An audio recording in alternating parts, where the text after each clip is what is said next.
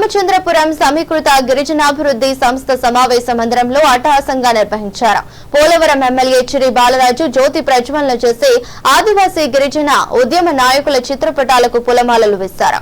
ఈ నేపథ్యంలో భగవాన్ బిర్సా ముండా ఆదివాసీల స్వేచ్ఛ కోసం పోరాడి తన 25వ సంవత్సరంలోనే వీర మరణం పొందారని గుర్తు చేశారు. కేంద్ర ప్రభుత్వం నవంబర్ 1 నుంచి 15 వరకు జనజాతీయ గౌరవ దివస్ వారోత్సవాలు జరపటాన్ని ఆదివాసీ సంఘాల నాయకులు ప్రశంసించారు. కార్యక్రమంలో ఎస్టీ కమిషన్ సభ్యులు Kaki Lakshmi, Andhra Pradesh sports academy director Kuvasu Jagadeeswari, sarpanch Bojjidora, GCC director Konnaparaju Raju తదితరులు పాల్గొన్నారు.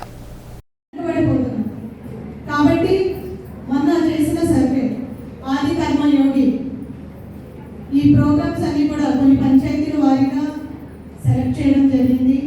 ఆ పంచాయతీలకు కావాల్సిన అవసరాలు అనుగుణంగా వాళ్ళ యొక్క ఏమైతే కోరుకున్నారో, వాళ్ళు ఎలాంటి మార్పు కావాలనుకున్నారో అవన్నీ కూడా నోట్ చేసి సెంట్రల్ గవర్నమెంట్ వారికి పంపించడం జరిగింది.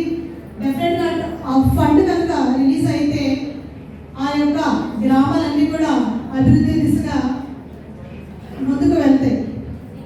ముఖ్యంగా మన ట్రైబల్ ఐటీడీఏ ఇలాగా పుట్టుపడిపోవడం నేను కూడా చాలా బాధపడేవాడిని. కానీ గతంలో ఏదైతే అశ్రద్ధగా పనిచేసినటువంటి పరిస్థితుల నుంచి ఈరోజు మెల్లగా సంవత్సర కాలంలో ఏదైతే ఉద్యోగస్తుల్ని ఒక్కొక్కరుగా మార్చుకుంటూ పనిచేయనటువంటి అధికారులను తీసివేస్తూ ఖచ్చితంగా ఐటీడీ ప్రక్షాళన మాత్రం జరుగుతుంది.